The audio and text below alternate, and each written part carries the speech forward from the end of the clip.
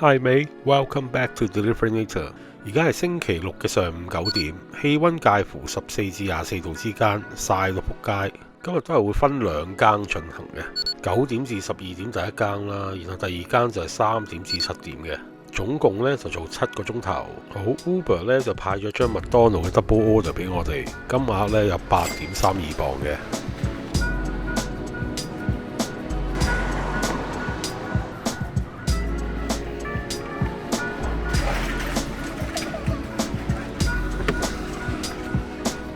做咗一排外賣仔之後呢，都發覺呢，其實休閒咁做係最好嘅，千祈唔好咁扯啊！一覺得攰呢，就馬上休息。早兩日睇咗篇嘢話喺英國外賣仔呢，平均每日收入係147磅。我覺得嗰啲做到咁高嘅應該都係呢，做10至12個鐘頭，兼且啲單又好密。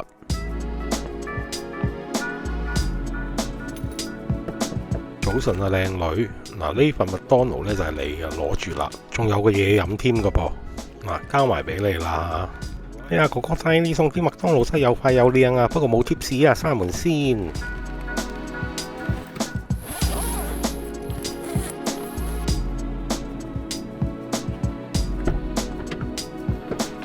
好，跟住呢，我哋要派埋第二個點啦。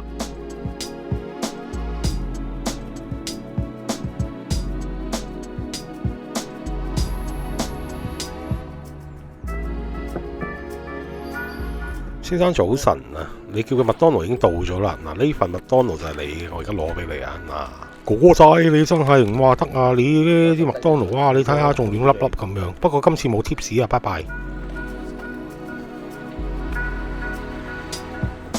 其實英國送外賣真係唔係靠貼士去揾食嘅。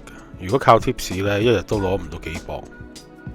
Deliveroo 都派咗一個 double order 俾我哋，都係麥當勞，金額有8.02磅。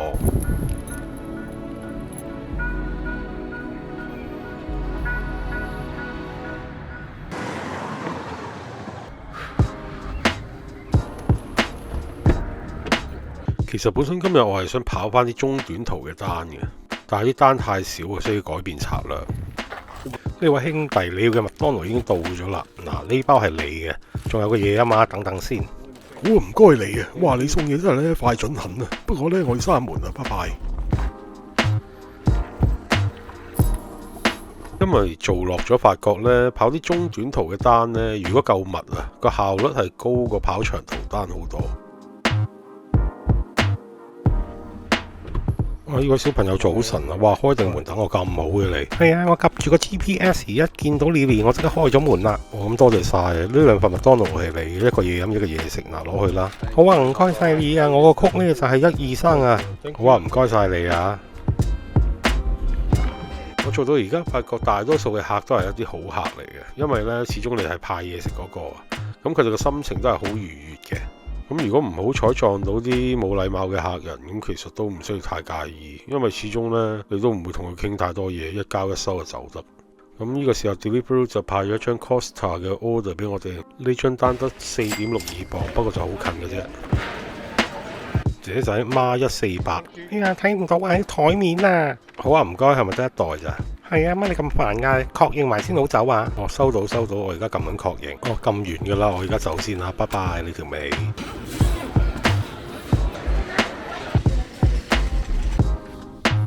頭先嗰啲配音呢係我亂咁作嘅啫，咁其實佢哋係好好禮貌嘅，但因為佢哋太好禮貌呢，所以我覺得有啲悶呢，就亂咁配下音玩下啫。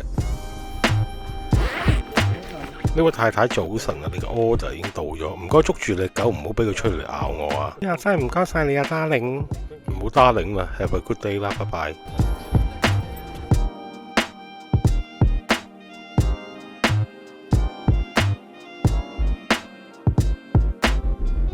又翻嚟 Esther 呢個位啦，今次呢又係 Deliveroo 派咗一張麥當勞嘅 order 俾我哋，係5.08磅嘅。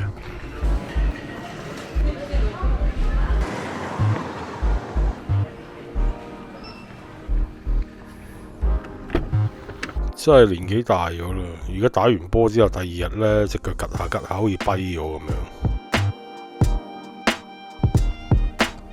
哥哥仔，我知你好肚餓，但係你唔好衝出個閘啊！嗱，呢兩份麥當勞係你嘅，呢個嘢食啦。嗱，呢個就係嘢飲嚟嘅，攞住咯喎。By the way，你個曲係幾多啊？我個曲都唔擺喺75號啊，唔該晒你啊！你唔好同我客氣，呢個係應份。其實我發覺過完呢個復活節假期之後呢，啲 order 明顯係少咗嘅，所以我認為呢，5窮6絕7翻身同樣適用於喺英國嘅。跟住落嚟呢 Uber 就俾咗張 KFC 嘅 double order 我哋，今次呢就有13.65磅，因為入邊有2.7磅嘅貼啊。姐姐仔唔該，我想攞呢個 order。你等先，我而家過去揾俾你。呢兩份就係你嘅啦，熱辣辣嘅 KFC，記得同我 swipe 完先好走啊！哇，我已經 swipe 咗噶啦，唔該晒你。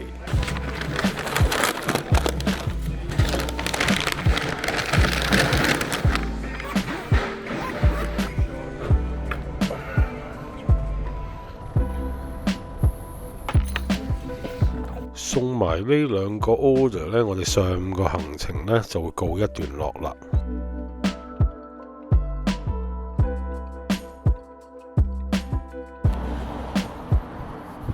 先生，你份 KFC 啊？唔該你啊，好行夾唔送啦喎。好，搞掂第一個點啦。第二個點呢，就距離有少少遠嘅，要揸陣車。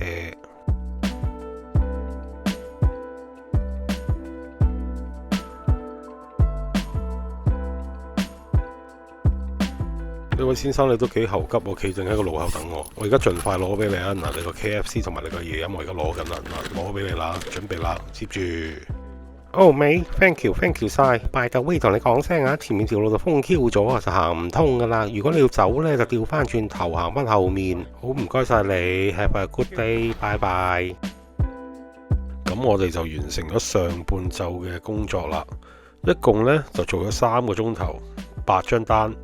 收入係呢個39.72磅啊！咁如果以禮拜六嚟講呢，其實係非常之咁差嘅。但係呢，復活節假期之後呢，啲單的而且確係冇咁密啊。咁但係都係平常心咁樣去做咯，因為其實真係做耐咗冇乜所謂嘅。就算爆單，可能你都係早收1個鐘頭。但由於要返屋企呢，帶個仔去食麥當勞呢，所以今日呢，我就上半晝做到呢度差唔多啦。好，話咁快時間嚟到晏晝嘅3點鐘啦，我哋又繼續出發啦。咁晏晝第一張單呢係嚟自 Deliveroo 嘅，係呢個 Rachel's 嘅 order， 一共呢係有8.36磅嘅。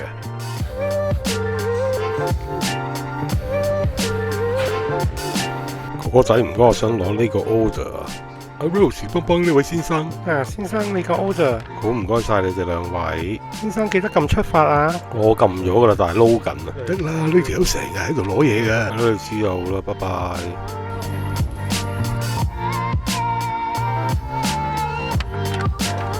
呢張 Rachel's 嘅 order 咧，係夾硬將我喺幾個 miles 以外嘅地方咧引咗過嚟嘅。咁我估呢度咧真係冇乜司機啊，而家。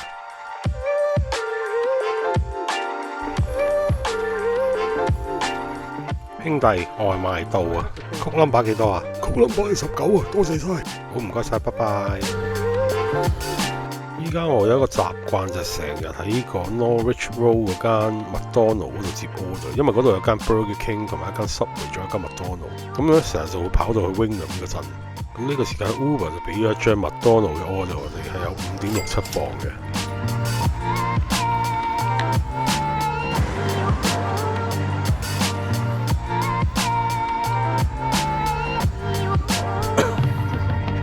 其實拍片仲有一個好處呢，就可以睇翻以前嘅路線啊。咁反為而家熟習咗呢度啲路線之後呢，有時候中意揀啲好行啲嘅路線嚟行呢，啲 order 就反為咁樣少咗啦。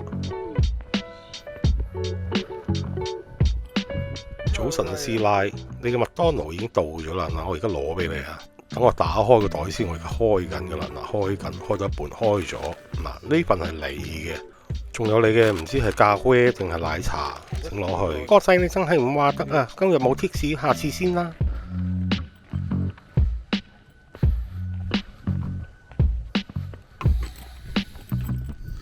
咁但係亦都有一種可能，就係因為咧呢排真係靜咗，所以 order 都少咗嘅。跟住呢 Deliveroo 呢又派咗一張麥當勞嘅 order 俾我哋，係5.07磅嘅。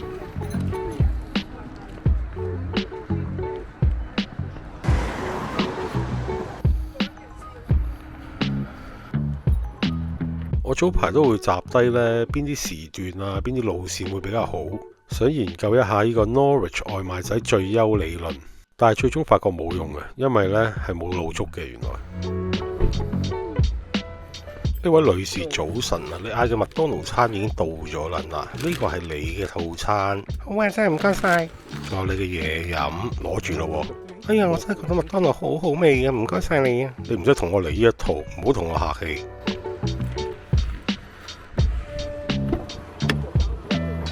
我覺得佢啲 app 已經計算好你每個鐘頭大概可以賺到幾多錢㗎啦。就算你前半段差啲呢，佢後面都會補翻啲俾你嘅。呢個時候呢 Deliveroo 就派咗一張6.42磅嘅 Rachel's order 俾我哋。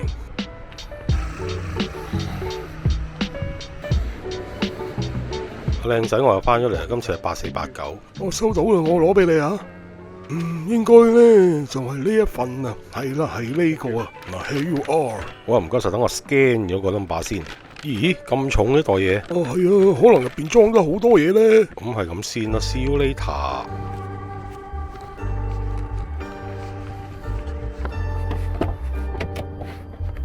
我係嗰種好怕悶嘅人嚟嘅，所以送外賣呢已經算係我可以接受嘅工作之一。但係如果你叫我一日做10幾個鐘呢，我都係有少少頂唔順。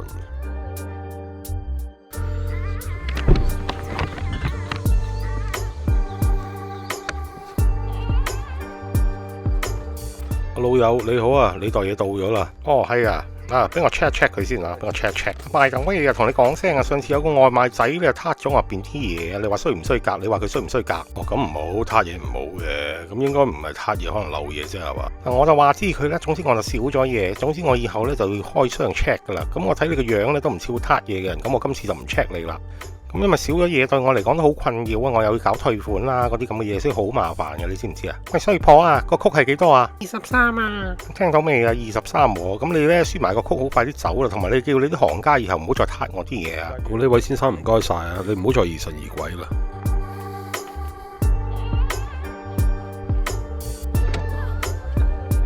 頭先嗰個配音呢，就唔係我老作嘅，佢真係話俾人撻咗嘢。咁我覺得應該係漏咗嘢啫。我相信冇乜外賣仔會為咗撻你少少嘢去犧牲一日100幾磅嘅收入。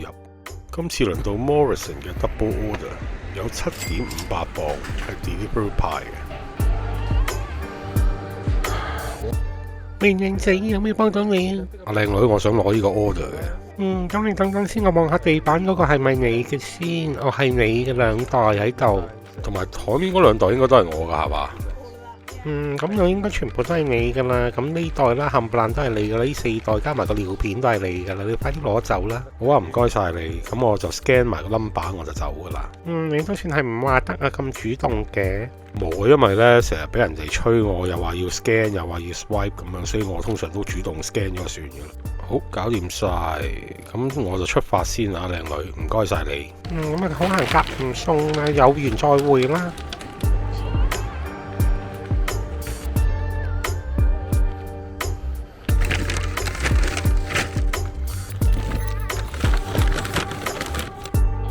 雖然外賣仔唔算係傳統意義上好體面嘅工作，但我覺得大多數送外賣嘅人呢，都係好認真同埋好自律咁樣去做緊呢份工作嘅。呢位女士你好啊，呢3袋嘢係你嘅。等我睇下先。係啊，係呢3袋啊，唔該你。好，拜拜。因為呢份工係冇人管到你嘅，所以呢，做幾多啊，點樣去做啊，全部都要自己孭飛。所有嘅嘢都係自己去控制。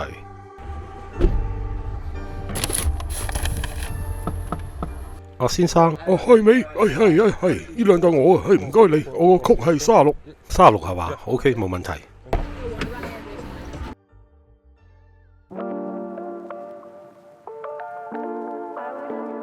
然後 Deliveroo 就派咗一張麥當勞嘅 Double Order，有9.51磅，入邊有2磅嘅 tip 嘅。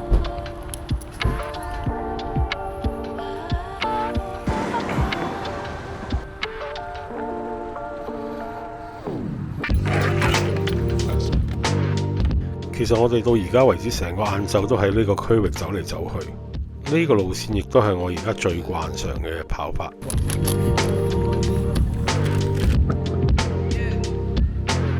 Hello， 有冇人啊？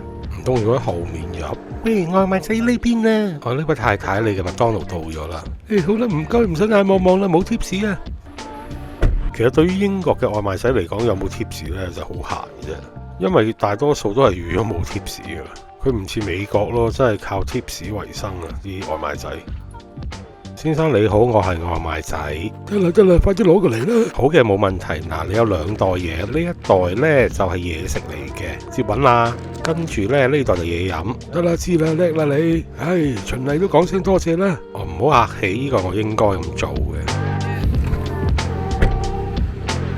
我嗰日喺 YouTube 見到呢，有啲美國外賣仔一張單呢可以收到200蚊美金嘅貼啊！呢個 order 有10.43磅啊，入邊因為有3磅嘅貼。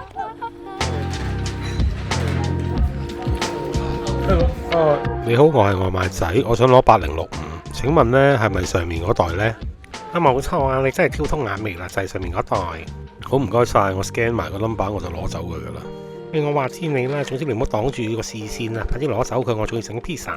好啊，我已經裝緊噶啦，好快就走噶啦，唔該你。我拉緊拉鏈啊，要唔要都係拉鏈啊？得啦，知你勁啦，快啲好走啊！我唔同你講咁多啦。好，唔該晒，咁我走先啦。同埋點解你鋪頭呢冇電話signal嘅？你問我問邊個？問老細啦。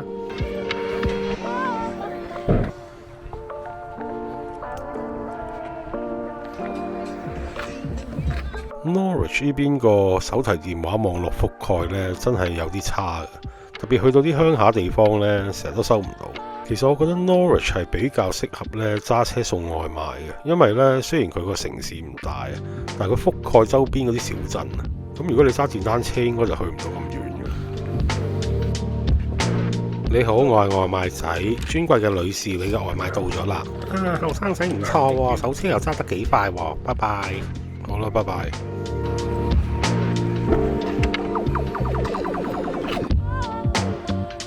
Deliveroo 就派咗一張 Morrison 嘅 order 俾我哋，有5.66磅嘅。我記得有一日呢，我喺度連續接咗5張 Morrison 啊，做咗差唔多2-3個鐘頭先收得。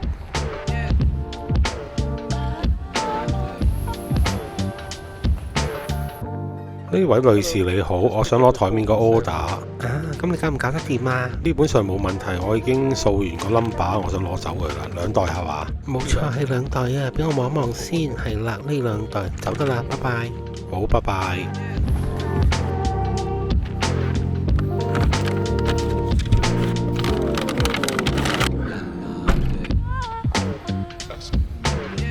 不過最衰 Wingham 呢邊呢 Uber 係冇 order 嘅。淨係可以用 Deliveroo 接嗰啲 Morrison 同埋 Waitrose 嘅 order， 所以搞到而家呢，成日 Deliveroo 嘅收入係多過 Uber。乜水啊？太太你好，你2袋已經到咗啦，幫你攞入嚟先嚇。好啦，唔該你啦。嗱，我個曲好似係56啊，我幫你入咗佢啊，唔該你。OK 啫嘛 ，OK 我閂門噶啦噃。冇問題 ，OK 噶啦，唔該晒你，拜拜。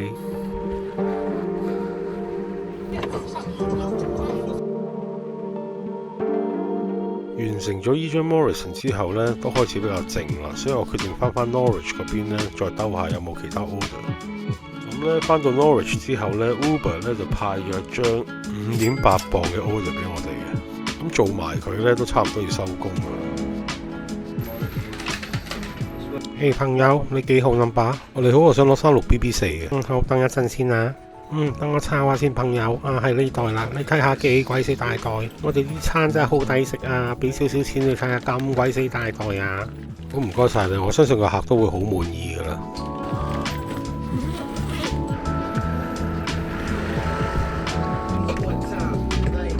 呢啲餐廳咪好嘢咯，一間餐廳掛3-4個唔同嘅 brand 喺度，簡直係為呢個外賣行業而生嘅餐廳，仲要生意都唔錯噶喎。